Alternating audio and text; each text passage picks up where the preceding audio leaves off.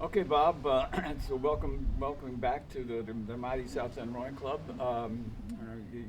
You're an out-of-town member. When's the last time you were here, Bob? I was here about 5 or 6 years ago, but I didn't swim. The last time I swam here is when I saw you at the World Masters meet, and we had the open water swim in Alameda. Alameda, yeah, I remember Yeah, that. Yeah, yeah, yeah, and yeah. I enjoyed that a lot. Okay. So tell me a little bit about your training. Tomorrow, I understand, is going to be your 87th birthday. That's correct. Congratulations. Thank you. You look like about 55 or 60. Keep it up. Yeah. And so we're going to celebrate your birthday, your 87th birthday, Bob, by swimming Alcatraz. And the next day, we're going to swim the Golden Gate Bridge. I've never done that one. I'm looking So you'll forward be to the it. oldest both to do Alcatraz and the Golden Gate Bridge. Good. Yeah, yeah. So tell me a little bit about your training, what you're doing now. Well, I'm from St. Petersburg, Florida. That's Right. where I live, and I swim 5 days a week with the St. Pete Masters swim team. I'm in the pool at 5:30, and I swim 3,000 meters.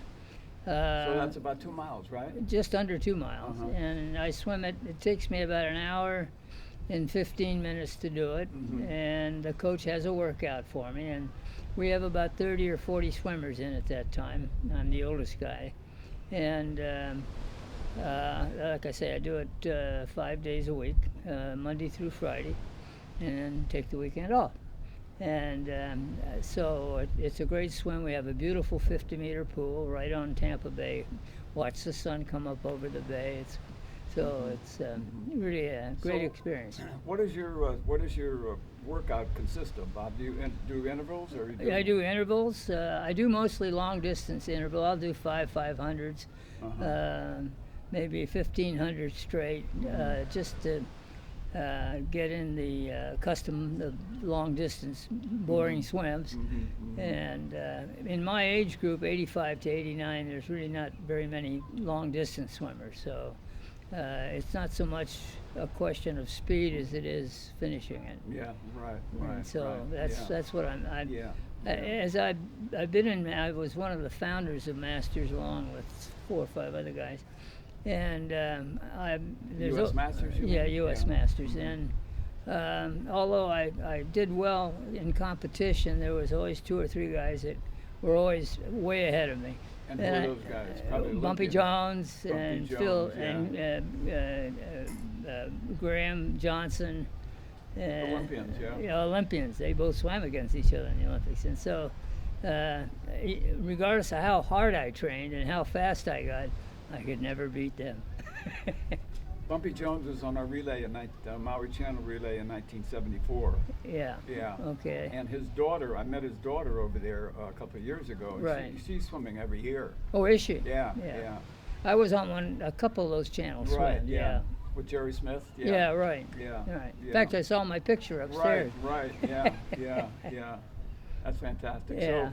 So we're going again this year, and it'll almost be my 50th year, and we're going to do the Maui Channel and then the rough water swim at Waikiki, you know. Right. which I've is- been that way. Yeah, Yeah. which is almost 1,000 people, Yeah, that is. Yeah. Well, that's great. and I love the water temperature over there. Now, how old are you, Robert? I'm 78. Yeah, just a pup compared to you. Yeah. Do me a favor real quick while we have a break. Just go stand next to Bob just to get a picture of you two together, just while we have it. Great. Bob Roper and Bob Beach, 2 great swimmers, Longtime friends. longtime friends. Good job. Yeah. Thank you. Well, and I want to say to Bob, thank you very much, because he put this whole thing together. This was his idea. Well, you know, when you called me several months ago, Bob, you know, and Bob said, you know, do you still have an Alcatraz swim? And I said, yeah, we have one. He said, well, what date is it? I says, well, I'll check, you know, check up and let you know. And he says, well, my birthday is going to be the 26th of July, and I'll be 87-year-old. And so I got a pregnant idea. I guess everybody knows what a pregnant idea is. And I says, Bob, I says, how about coming out and swimming Alcatraz on your 87th birthday? and then swimming the Golden Gate the day after. So all I hear was the phone drop, and he passed out. But then I took my drugs, and Yeah. then we continued to talk. I'm very excited about this. I got a real good team involved. Hopefully the weather can be like this. The only thing that stops open water swimming, especially in the bay, is fog. Now with Alcatraz, you can probably get by with fog, but with the Golden Gate, if it's sucked in, Yeah. because you got 2 lanes of traffic Right. coming in and going out, Right. and it's a little spicy. So on the Alcatraz swim, how many will be on? We've got 2 boats, the one that accompanies me and one with the. We'll have 2 kayakers. I've got to talk to John Grunstead too. We got Randy Brown. I don't know if you know Randy. He's a great open water swimmer, raised in Hawaii. And he and John Grunstead will be in a kayak. We have a club inflatable, and then we have Andy Stock, who has a motorboat, the Full House. How many will be on the motorboat?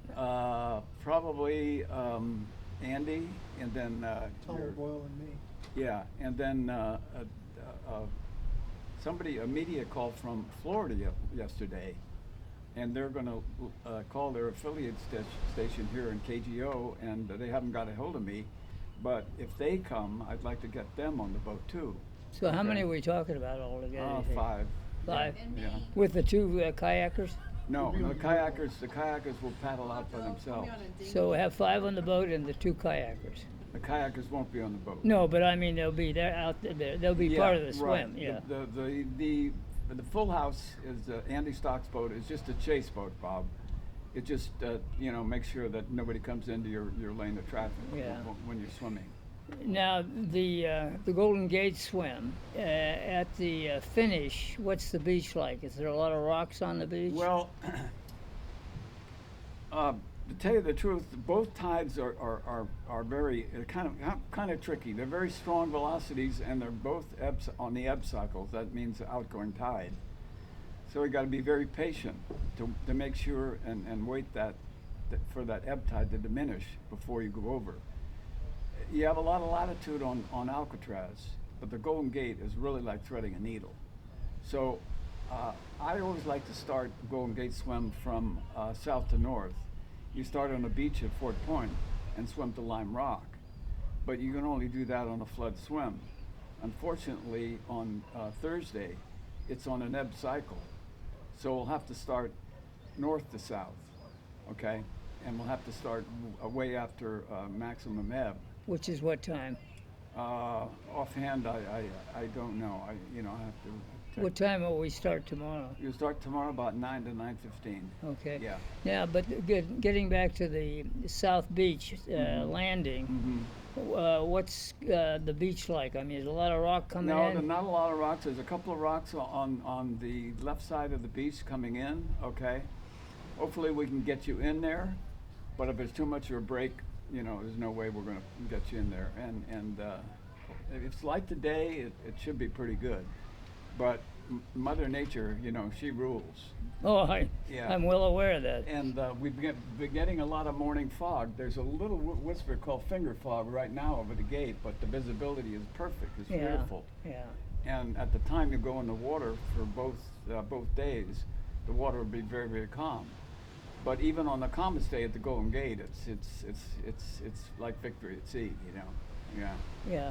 Well, I like the idea of north to south because I breathe on the left, and you told me the wind comes in from the east. Yeah. So Yeah. that's a plus for me. So I won't be swallowing a lot of water. And so we just So have- Bob, can you give me an estimate about your your speed for a mile in open water? Well, in open water, that's hard to do because condition. But I Yes. Yeah. I did a 5K last Sunday. Which is in a what, pool. 3 miles? Just under 3 miles. Okay. And I did it in 2 hours flat in the pool, 50-meter pool. Yeah. And I do a 1,500 meter in 30 minutes flat. In the pool. in the pool. Okay. When I swam the Alcatraz swim in '74, I did it in 33 minutes. So I figure if conditions were like they were when I swam it, which were very good, I'd say 45 to 50 minutes maybe. Does that sound right? Yes, it does. Yeah. Yeah. Yeah. And assuming that the conditions are right. Well, they should be. You know, Yeah. the water's usually very, very flat in the morning. Yeah. And as you can see now, we're getting a little what they call texture. The wind is starting to come up. Yeah, I can feel And it. it increases up Yeah. until the early evening, then it flattens down again. But the time we're going in is, and that's variable. Okay, we have to get out there. We have to check the tides, and then we got to make sure where you're going to start on the island. You know, Yeah, so what time do you want me here tomorrow? probably around 7:30. Okay, Yeah, probably around 7:30. remember that. Remember that. Yeah. Remember Okay. that. You better remember that. That's the chief over there. She won't even let me drive. Because time and tide waits for no ladder, no last, you know. In case I don't feel like doing it, she'll do it. Good, good. Well, Brian will do it if you don't feel Yeah. like doing it, you know. But 7:30. Yeah. I don't have a bathing cap. I never wear a bathing cap. Well, I'll give you a cap. You have to have a thermal cap to Yeah. keep your head warm, and then a neoprene cap over that, okay? So I'll Okay. give you that. Okay. I'll let you use mine, okay? Okay. All right?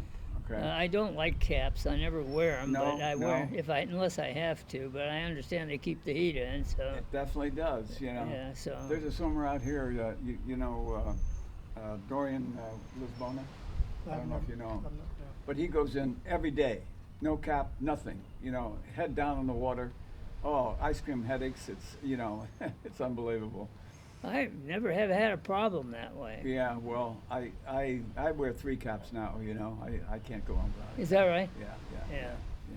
Well, But like I said, for Alcatraz, we have a little more latitude, okay, for error, okay? For the Golden Gate, it's really threading the needle. yeah. Yeah. Now, Now we're going to try to bring you into that beach at Fort Point, but like I said, it all Yeah. dedicates on what the tide is doing, and also how much break you have going into the beach. So we don't want you to get hammered going in there. then the kayaks will be right next to The me. kayaks will be with you. Yeah, they'll be the navigators. Yes, definitely. Okay, good. But they have to leave you before you go into the beach. You have to swim into the beach by Well, yourself. how far out from? Maybe 20, 30 yards. Oh, something that's like no that. big deal. Yeah. And they'll bring me through the aquatic park opening. Is that right? Yes. Yeah. We're going Okay. to start. I don't know where in the island we're going to start right now. Now, do I start on the island or off the boat? We're going to. You're not supposed to go on the island. I know. It's a I federal remember offense. that from the Yeah. last swim I had. So, being a judge, I think you have diplomatic immunity. You know. I'll check with Donald. So He doesn't like judges. You're gonna jump off the boat and you're gonna swim in to touch the island, and then we're gonna go. Oh, okay? I do touch the island? Yes, definitely. It's Oh, gonna do be- we? Yes. Oh, I definitely. hadn't heard that one before. Yeah. So Well, how we have a beach. It's called Sunriser Beach, but like I on the said- island? On the island, yeah. So how far is the boat off the island? Oh, maybe 10, 15 yards, Oh, something okay. like that. You'd be All very right. close, yeah. Because we didn't do that the last time No, swim. you're not supposed to touch the island. It's a bird sanctuary, you know. You know, if we get too close, they start shooting at us. Okay, so yeah, bring your vest, Bob. Okay. Or your headdress. If you wear a headdress, you'll find. Well, that's a good excuse to call a swim off. No, you never call a swim off. It's death before dishonor. Okay. Yeah, all right. All right. Well, that'll be interesting. So, Bob, give me a little history of your background. How you got into swimming, and how long you've been swimming, the swims that you've done, the records that you hold. Okay. Well, I was born in Hollywood, California, July 26, La La 1930, Land, huh? La La Land, and raised off and on in Santa Monica. Mother was divorced when I was born, never knew my father. It was during the Depression. She was a woman's liber before they had a name for it. She loved to travel with no money, so we lived all over the West in rooming in boarding houses. So she raised you. She did, Yeah. yeah. In boarding houses and tents, and just vagabonds. But Santa Monica was always our base. I started swimming in the Pacific at a very young age. My mother let me go by myself, and I swam 365 days a year and became quite a good body surfer. And Who taught you how to swim, Bob? I just taught myself, just being in the Pacific all the time. Mm-hmm. And And how old when you started open water swimming in Santa Monica? well, I was probably 8 or 9 years old. I'd get back from school and go right down. I was lived 7 blocks from the By ocean. yourself? You go in the water by Oh yourself? yeah. I mean, I'd go rainy days. I love to swim, and the cold never seemed to bother me. How about the finny creatures? Never had a problem. Never had a problem. The biggest problem I had was tar on the beach. And then in high school, but junior high, I started surfing in Malibu. And So what high school did you go to? SAMO High, Santa Monica High School. Okay. And I was surfing with some of the became surfers greats, Buzzy Trent and Peter Cole. Buzzy's dead now, but Peter's still alive and lives in Hawaii in Sunset Beach. I wasn't much of a surfer, but I was a good body surfer. And then I got kicked out of Samuel High for being a bad boy. My mother, What's your definition of being a bad boy? well, I said Chasing the girls? Yeah, it was always girls were at the bottom of all my problems. Amen. Right? And I still haven't learned my lesson. But anyway, Did you catch any of them? that was the big problem when I caught them. I'm still chasing them now, but I'm not catching them. But anyway, mother sent me to Army Navy Academy in Carlsbad, California, and that's where they didn't have a. I was on the swim team at Samuel High for 1 semester, and we broke a CIF relay record. I was on that. I was the backstroker, and that was my main stroke, was backstroking in competition. 1 year in Samuel High, didn't have a swim team in Army Navy, and then I went to University of California at Santa Barbara for a semester, and I flunked out of there, and I went back to Santa Monica. Because of the girls? Probably. Yeah. I don't want to tell you, but then I went back to Santa Monica and worked in Malibu in a As liquor. what? Pardon? I started off as a dishwasher, and then I worked my way up to the Fish Market liquor store. And we were the only liquor store in Malibu, so I got to know a lot of the movie stars there. And Is John Barleycorn in there?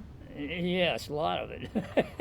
And then I went to Santa Monica Junior College before it became City College, and I didn't participate in swimming after that, and I didn't swim. Why? Well, I didn't have any reason to. I mean, I was working and so forth, and then I ended up in Florida when I was 21. I got fired from Douglas Aircraft, and you got fired from Douglas, there wasn't any other place to go. So Douglas at Santa Monica? it was in Santa Monica. And what made you go to Florida, Bob? I wanted to get away from Southern California. I was just partying too much. I was in a young studio crowd, hanging out at Malibu all the time, missing work Fridays and Mondays, and I could see I wasn't getting anywhere. And so a friend recommended Florida, and I ended up in Tampa, Florida, as a bartender in a strip joint for 5 years, and went to the University of Tampa and graduated. I worked split shift for 8 years. I graduated from the University of Tampa, and then went to Stetson Law School in St. Petersburg, where I'm now living, and worked as a bartender going to law school, worked 60 hours a week. I graduated at the bottom of my class in college and in law school. Practiced law for 9 years with a What law. kind of law, Bob? I was mostly a defense lawyer for insurance companies, Okay. and did a lot of appellate work. Mm-hmm. And I worked 9 years with Paul Roney, who later became chief judge of the 11th U.S. Circuit Court of Appeals. And I went on. I was appointed by Governor Claude Kirk to the bench at 37. I was appointed as a circuit judge, which is like your Superior Court judge here in California. I'm a member of the California Bar, as a matter of fact. I noticed. Yeah, you're. How many bars are you a member of, Bob? About 5? Yeah, California, Florida, Colorado, Washington, D.C., and the federal bar in Florida. And Now, what is the federal bar? it's just like a it's kind of a voluntary bar association. You don't But if have you to. practice, if you pass a bar in Florida, you can also practice federal cases, right? Oh, You yeah, don't- You don't yeah. have to be a federal. No, Yeah. no, no, no. And I took the California bar when I was 55. Why? Because I was, when I retired, I wanted to come back to California. I've always considered California as my home. And my friends go back to kindergarten. So do mine. And we're So do very Brian's. close.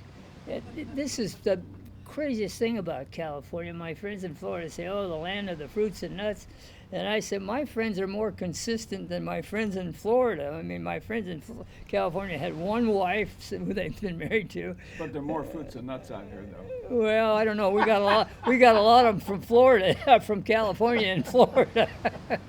But anyway, I had when I went to law school. If I graduated, I intended to come back to California. I've always considered California my home. And but I got married while I was in law school and had kids, and so How old? how old was I when I got married? 26. Okay. And so I started having kids. I had 4 Where'd you kids. meet your wife?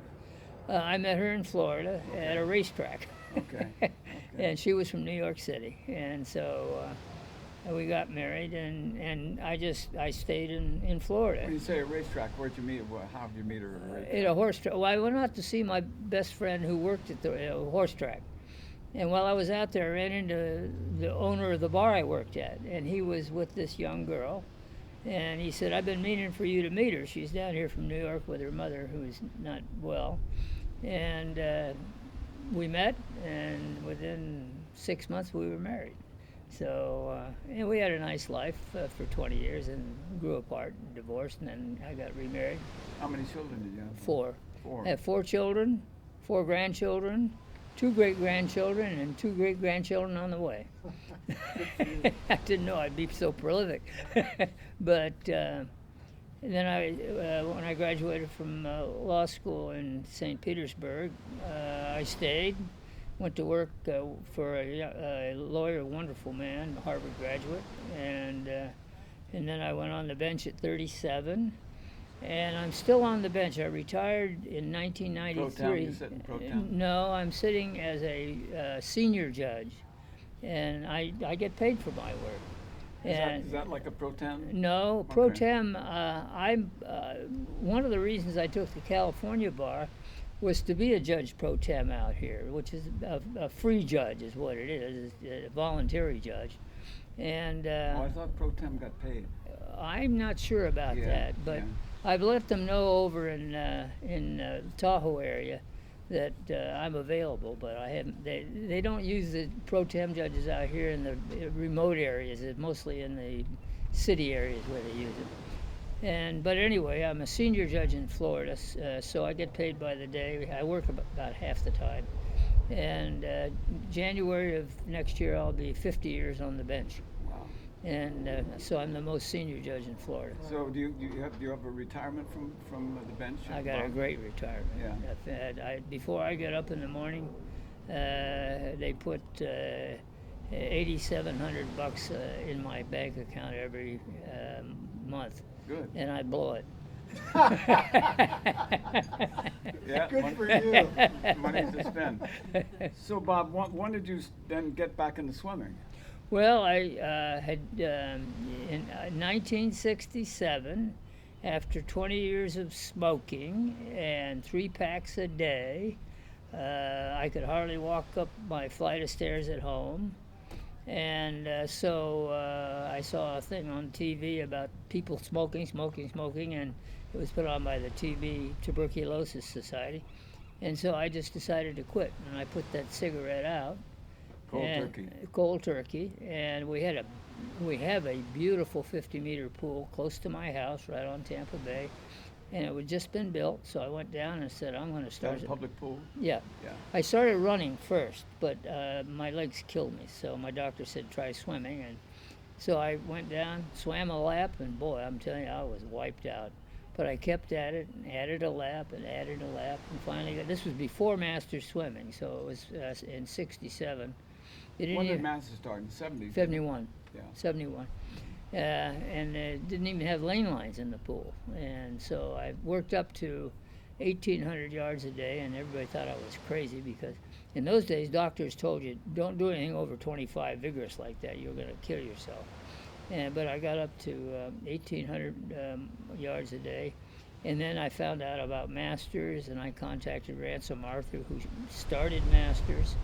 They had, I went to the second Masters meet in Amarillo, Texas, and it's there we sat down, 114 of us swimmers, and formed Master Swimming. And now Master Swimming has 62,000 registered swimmers here in the United States. At our world meets, we have 15 to 18,000 swimmers from 98 countries. That's how big it's grown. And so I was the first vice chairman.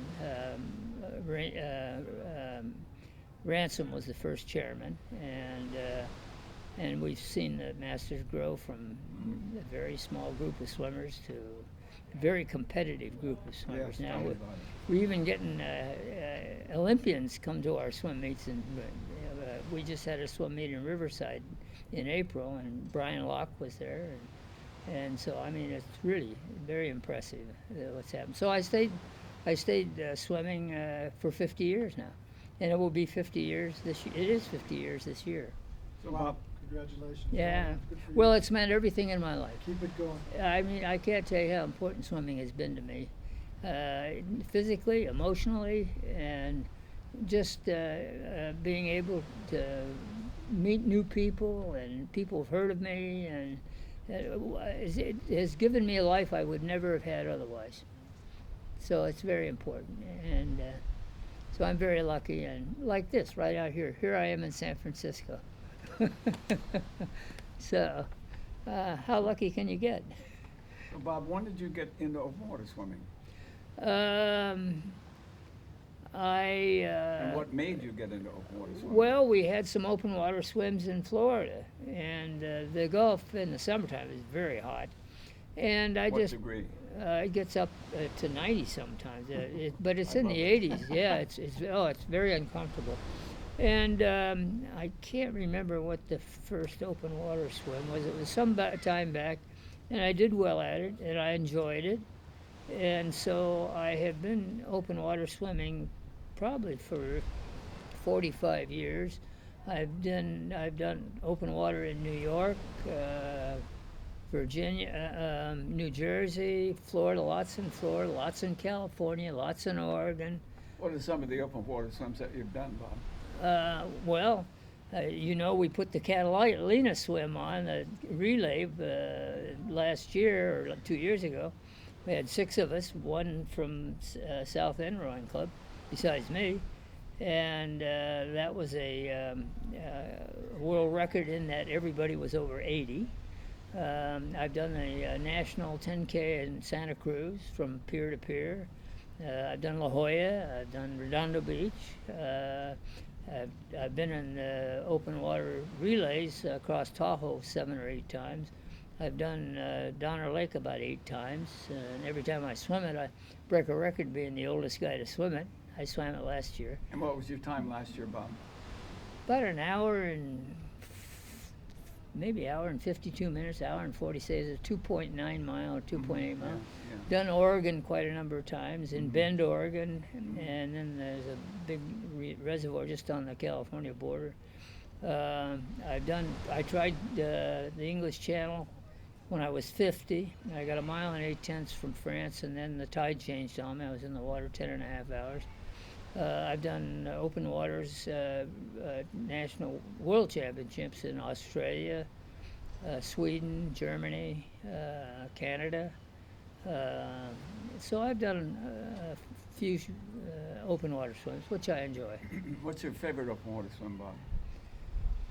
Well, that bend, Eagle Lake, I think it is beautiful, and Donner is beautiful because you're Donner looking is at the beautiful, mountains, yes. and you don't have a course; you just swim from one end to the other. So and you have these beautiful mountains going by, and so it's scenic. I always liked.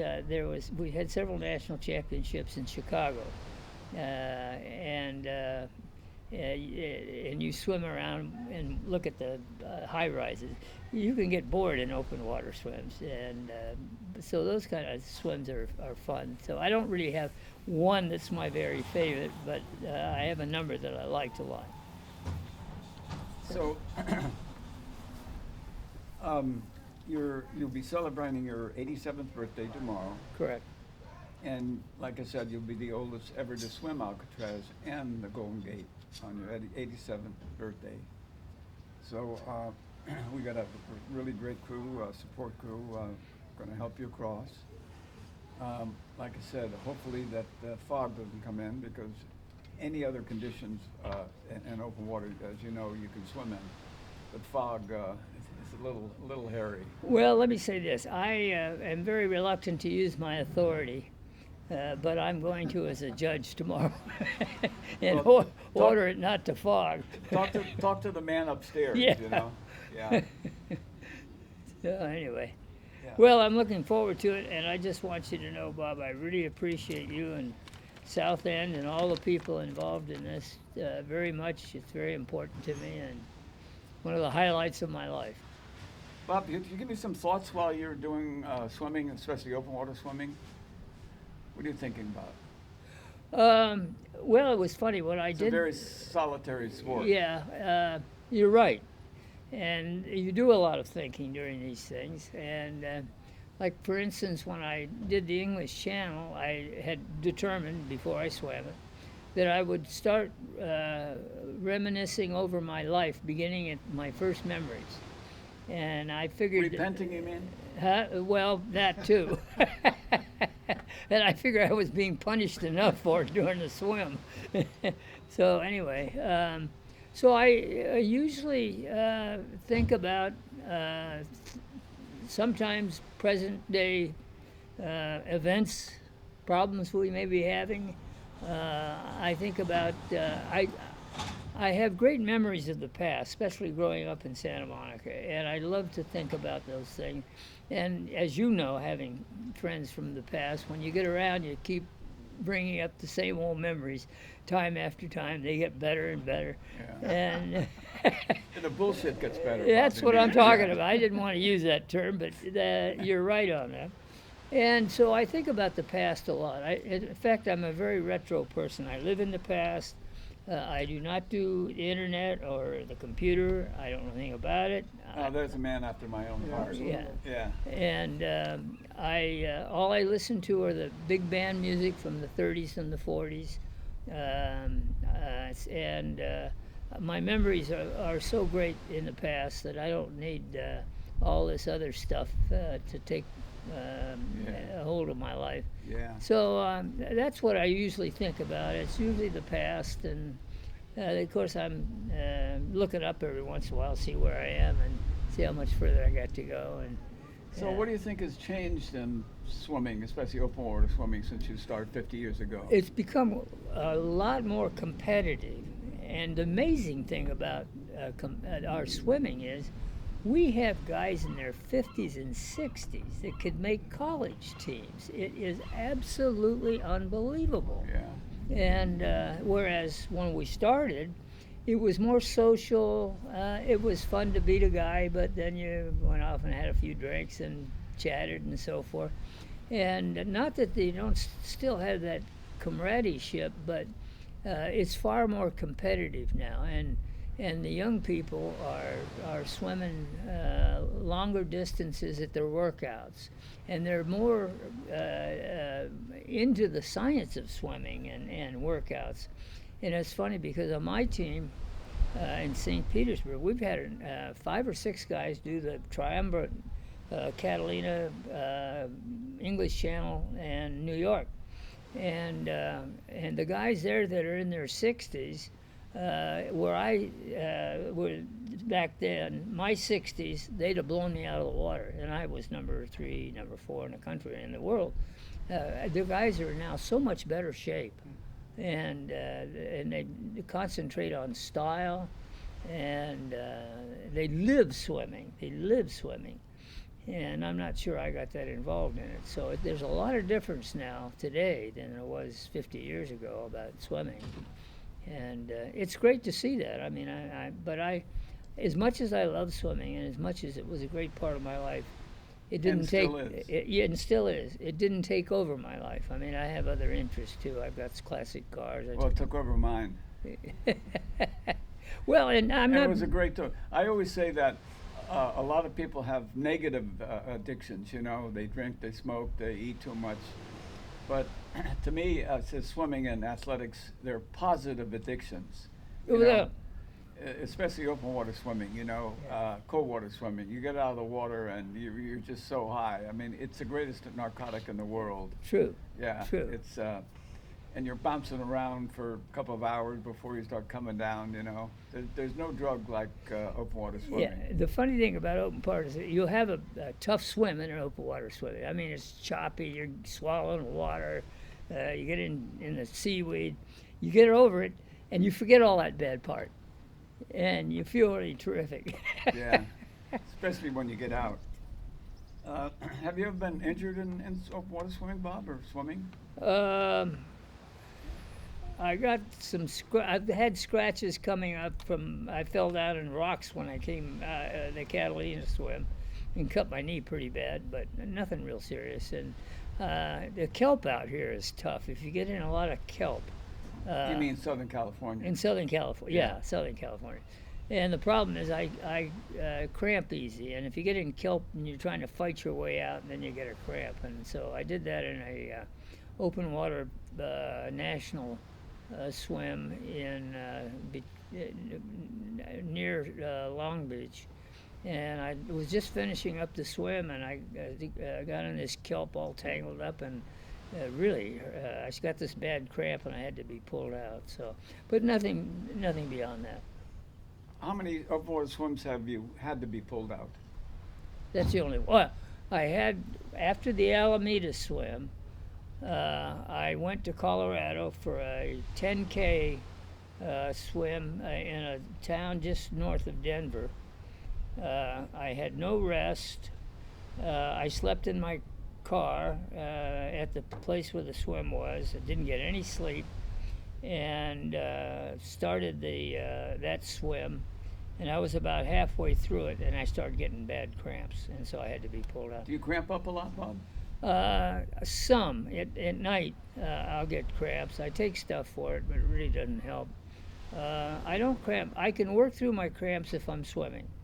Yeah, I've gotten them, but not real bad. But I can work through them. But sometimes, if I have some extra strain put on my legs, like the kelp I mentioned to you, or this time I was so tired in Colorado that the cramp I couldn't control the cramps, and so I had to be pulled out. But that's the only 2 times.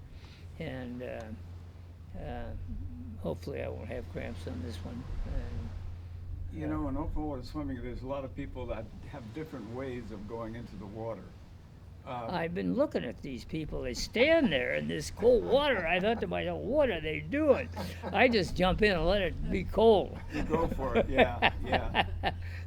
I mean, the shock of getting in is there, but it's over. But to stand there. Well, I have a club member, a friend of mine, Marty Murphy. He goes down to the water. He goes in and swims about 10 or 15 yards. Then he comes all the way out of the water. He does that about 3 or 4 times. And there are other people that go in there and stand for about 10 or 15 minutes. And then there's the bobbers that go out and bob.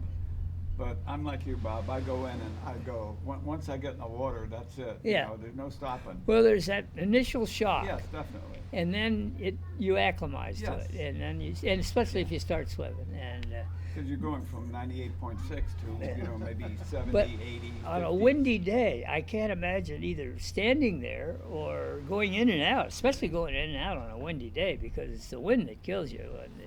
Do you prefer to swim in flat water or windy Oh, conditions? flat water. Yes, Absolutely. definitely. But there's a lot of swimmers even in the club here. Oh, I love that rough water. It's beautiful. I can't wait for it to They get. can take my But place. as you can see now, Bob, it's about almost 11 o'clock and it's pretty mild. But you can see the wind that's coming up, you know. Yeah, I can feel it. And that's what makes it hard, longer and more difficult for open water-based swimming. Yeah, now in the bay here, in the aquatic park, it looks good. That even though Yes. it might be a little rough a little bit, but I mean that's not bad at all.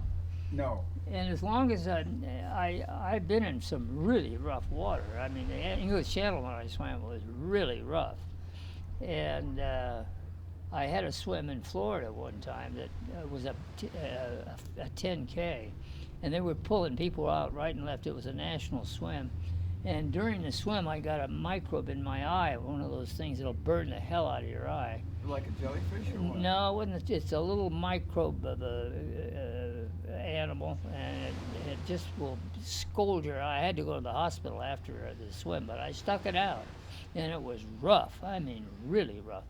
And so I'll fight it as long as I can, but I don't like those. I'm not. Don't want to self-torture myself like Yeah. that. Yeah, yeah.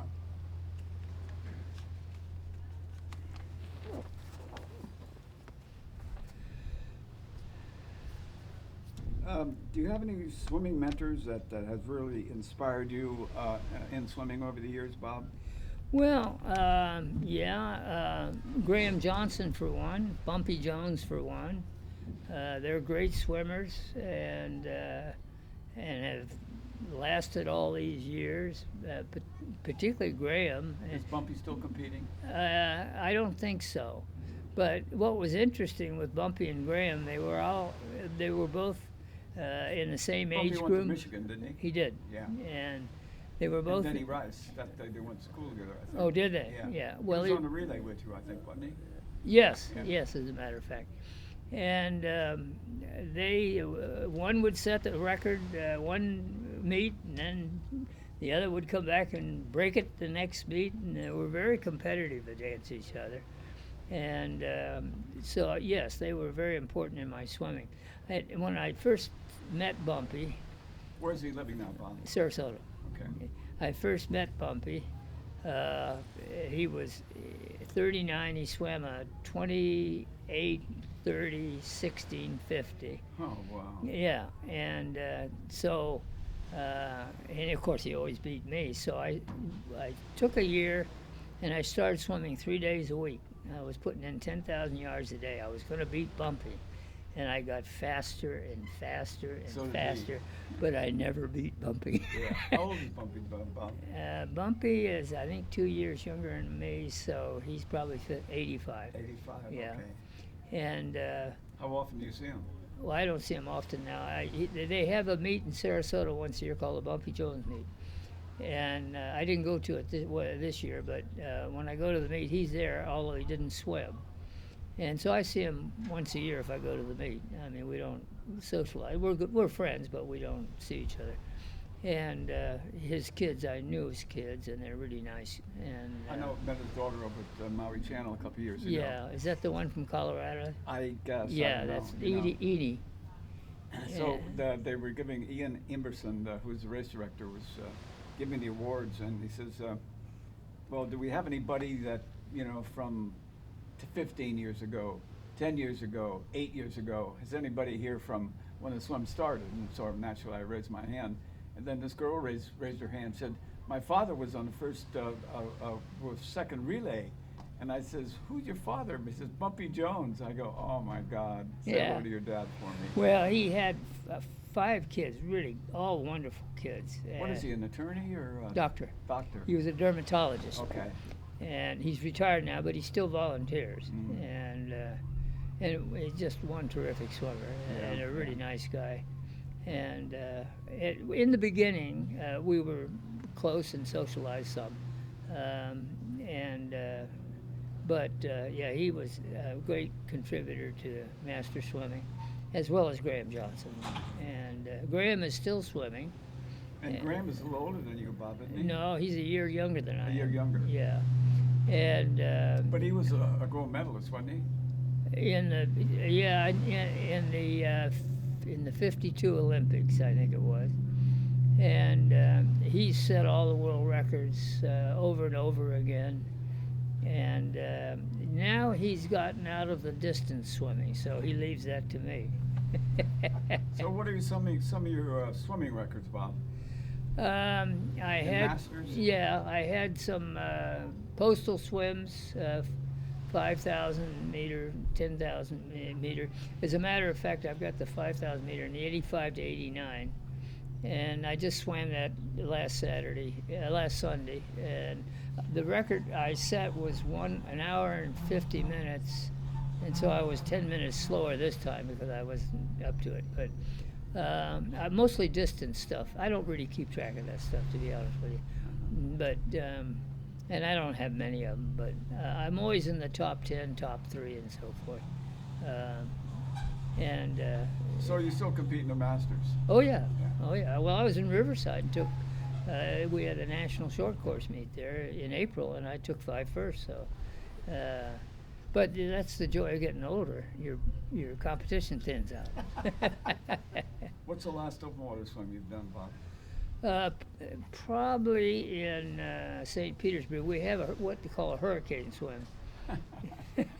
And it's in May, and it was a 2.4 mile swim. And I did it last year. I didn't do it this year. I was out overseas, but the weather was so bad they called it off. I think that was the last one I've done. It's hard to remember everything anymore. But I do probably 2 to 3 open water swims a year. And I like them. I mean, they're fun. And Of course, you started off swimming in the pool, and so did I. But once I got a taste of open water, the pool was history, you know. yeah, I just, and I took right away to open water swimming. I mean, it was, I don't know if you know, but my dad swam the Golden Gate in 1917 and 1919. really? Yeah, with at that time the Examiner sponsored the swim, and they had over 200 swimmers. So my dad was 17 and 19 when he did it. Wow. And so when I got hurt playing football and basketball, as a rehab, I started swimming in the pool. And then I met a friend of mine, Joe Flahaven, who was a member of the club here, and he was down at the Olympic Club. And he says, you know, why don't you think about coming out and swimming the bay? I think you'd really enjoy it. So in those days, you had to have a sponsor to get you into the club. So I called Dave Gallagher, who ran track with in high school, and that was almost 50 years ago. So how long have you been a member of the club? Almost 50 years. I joined in '67. Yeah. Wow. Yeah. Now, have you written a history for the club and so forth? Yeah, we've done. Brian's done a little bit of it, and yeah, a few people have done a little history about it. Yeah. Yeah. You ought to get that published, because I think the history of both this and the Dolphin Club Yeah. are very interesting, and you should Yeah. perpetuate that for history. Right. And this is a very important club to many people. And, you know, I look at my swimming pool, and I talk to my pool manager, who started off in the pool at 8 years old. Now she's the manager of the pool. And I tell her just how important this pool has been to people in their lives. They have this pool to fall back on, and it's gotten me through crises in my life, and some of my best decisions have come out of the pool, and where you're alone. I mean, you might have 10 guys next to you, but you're still alone. And I always say it's a great catharsis. So no matter how you feel mentally or physically, after you get out of the water, it's all your cares and worries are gone. You're right, 100%. Yeah, exactly. There's no other feeling, and it's such an athletic high is the greatest drug in the world. I Yeah. mean, it's just. And I tell these wetsuit weenies, you know, Jesus, you know, you got to get out of that wetsuit and just try it. Right. Because you don't know what you're missing. You don't get that euphoric feeling, that great high Yeah. that you do with, you know, just regular open water swimming, you know. But I always encourage people, no matter what they do, if they have to wear wetsuits, fins, goggles, anything, you know, the important thing is to get in and do it. Right, okay? right. You're right on that. No, that's true. It's been very important in my life. And Yeah, and I think it saved a lot of people's lives, and mine included, but the population, I mean, the membership have exploded. When I joined the club in '67, there was about 200 members. Now we have 1,100. Is that right? Yeah, Well, I joined in '73 yeah. and been a member ever since, a traveling member. And yes, you're right. I can because I go in that locker room now and see all those lockers are there, and this was before women were able to join. This place didn't let women in until what, the 70s Yeah, or the 80s. that was the downfall of the club. That's Um, a great smile. She's used to it. But I would be one of those with 3 wetsuits and, yeah. But like I said, you know, you still encourage them. You give them a little blast, you know. And I just tell them, just try it. Take a wetsuit and go in for a minute or 3 minutes or 4 minutes, and just, you know, acclimate yourself to it. right. Because once you get, I could never wear a wetsuit. I wouldn't swim. I've never had a wetsuit Yeah. on. Never. I wore one once in one swim one winter several years ago, and I never heard the end of it. Okay. Yeah. And that was the end of my wetsuit weenie days. You know, I just. But you know, it's great for keeping you warm. I mean, it's fantastic. Yeah. I mean, you know, you could swim for days with a wetsuit, but you don't get But that just high. the idea of being enclosed in something like that. Well, you don't. To me, you don't get that high. Yeah. You don't get that high.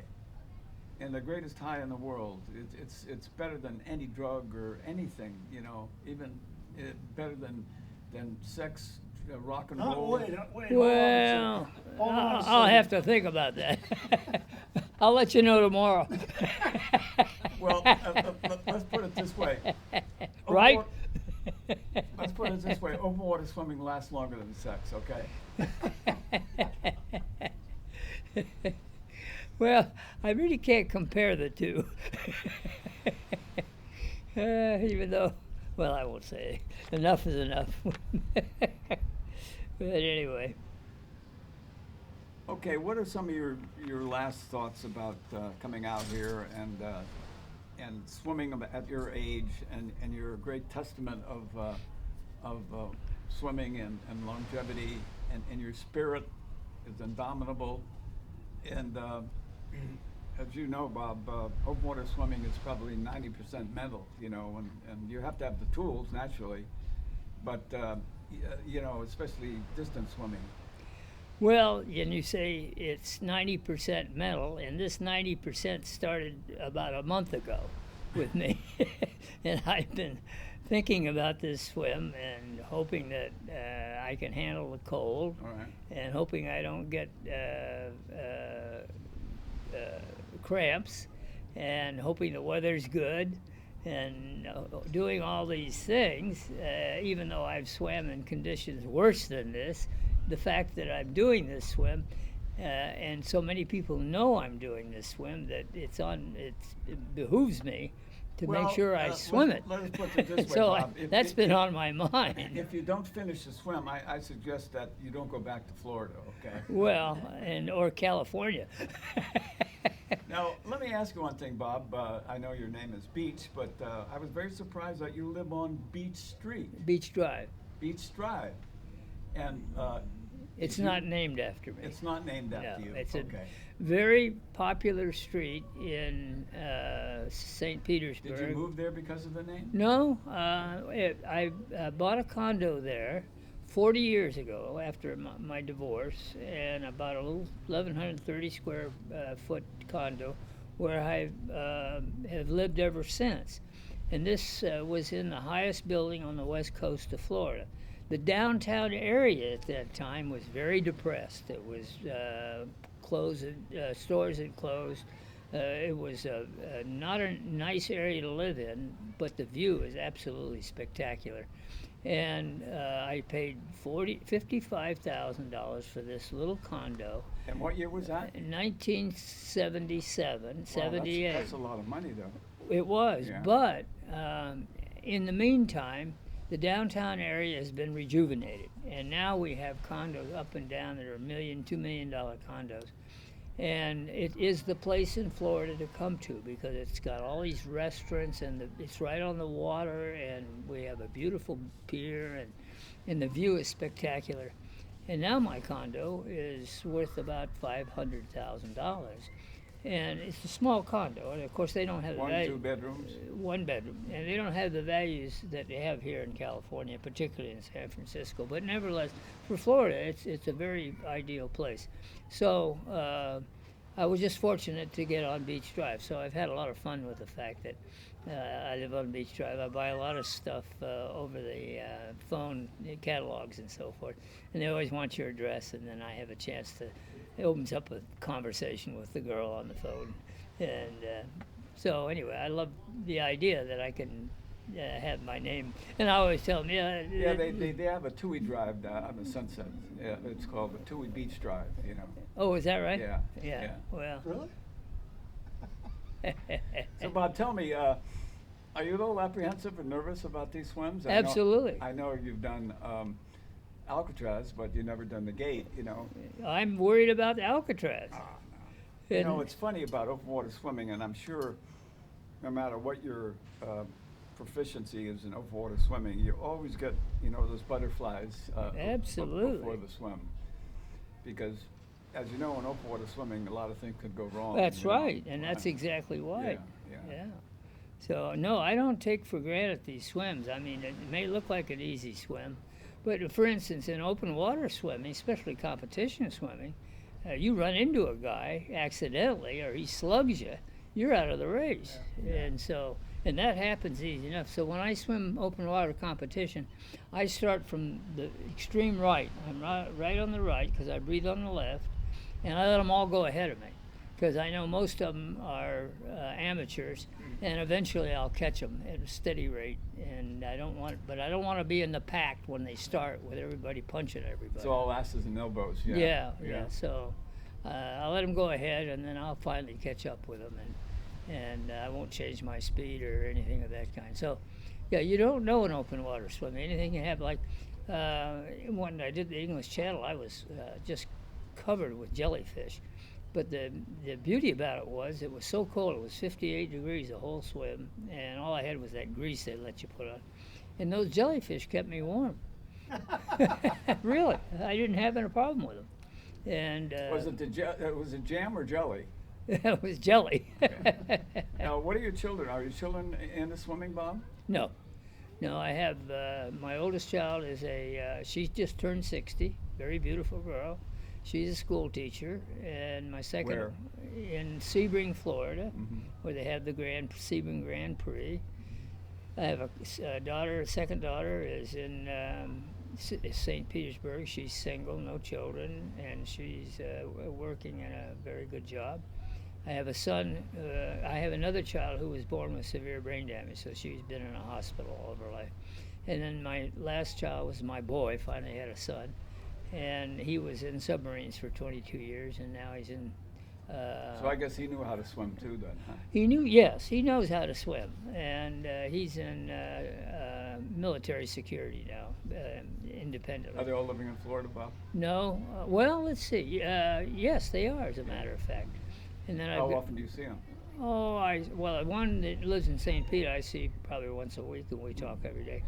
The one in Sebring I see once every couple months, and I see Paul once every couple months. We're on the phone quite. We're all very close, and we have a good relationship, and they put up with that. And they're, Did you teach them how to swim, Bob? yeah, they know how to swim, but they never got interested in it, and I didn't. You know, a lot of parents hope their children follow them in either their hobbies or interests or vocations. I never encouraged my kids to become lawyers, and they didn't. Thank God. Yeah, right. And so I let them lead pretty independent lives, and they've all been successful. They're not making lots of money. One's doing pretty well, but they're happy, and But that's that $8,700 a month helps them, though. well, when they need it. If there's any left at the end of the month. Well, swimming is pretty cheap. All you need is a pair of goggles and a suit. It you know? is. It is. It's not like you have to have a $5,000 bike or $10,000 bike, or you have to have $500 running shoes. And your suits might be the most expensive thing you're paying. So, Yeah. It's the most inexpensive sport I think there is. Yeah. Because you don't even need a suit. A lot of especially the girls swim here now. They have a girl swim once a week, you know, and it's sands. You know what sands is? No. Without, you know, without Totally. suits. Yeah. Really? From here? Yes. Sometimes Yeah. I come out and I'm like, oh, I'm like, where am I? They're all running in. You're in yelling, heaven. You're in heaven. Well. And that also includes a shower and a sauna, Bob. Yeah. Okay. Is that right? Yeah. That's great. Well, one of the Maui Channel swims that I had, I was always first because I was the fastest on the team. So I started off from that island. Lanai. Yeah. And I swam out to my boat. It was a big sailboat with a motor, and it didn't start. And so yeah, Captain Jolly, wasn't it? Yeah. Yeah, and so they said, go ahead and catch that boat over there. So it was an all-woman's boat. So I swim over to it, and they were all topless. So I said, hey, this is the boat for me. And so I swam about an hour with them. I was just having a great time, and then my boat pop, pop, pop, pop comes up, and so anyway. Bob, when you swim your distance in the water and over water swim, do you feel tired or fatigued after you come down after that, you know, the high? Are you what are your feelings after you get out of the water? I mean, Relieved. Relief, yeah. But Yeah, I'm I'm glad I finished. Yeah, and I'm very tired. And at my age now, when I come out, it's my gait, my leg strength is not there, and so I have to be careful not to fall down. Yeah. And then once I get walking, I'm okay, Yeah. and I'm getting over the cold part. Yes. If there's a wind when I get out, I end up being colder outside the water than I do inside the water. Yeah. But I am exhausted, there's no question. But I feel better just the fact that it's over. And it takes me 15 or 20 minutes to come back to a normal feeling. And I'm sure if I finish this, when I come out, I'm going to be cold. And stagger up to the shower and the sauna. the water's edge, yeah. But I'll be very Well, in relieved. Florida, you don't need a sauna. Here, you have to have one. Yeah. You know, I never use saunas, even here. I mean, even in the cold water. I just want out. I'll take a hot shower. That'll be nice. Yeah, but I don't do saunas for some reason. Yeah. Okay. All right. Well, are we finished? I think so. Do you have any questions about the swim or? Well, I think they've all been answered. Okay. Okay. And I think the thing I worry about, other than finishing, is coming out on the beach to make sure that I have some reservations about coming out on the beach with rocks on there because that caused me to fall down. And so Well, yeah, that's as the you only can reason see, I asked you about. There's no rocks here. No, Bob. this one's fine, but the there Golden are, Gate swim. There are a couple of rocks on the beach at Fort Point. Yeah. But you'll be guided past them and around them. Well, I'm talking about the little rocks. I'm not Oh, talking no, about no, the these big are rocks. These are big rocks. No, I'm talking about the little rocks on the bottom, No. which cause you to fall No, down. no, Yeah. no. Yeah. No, that's all I'm concerned about, Yeah, really. yeah, yeah. And so, but I'm looking forward to it.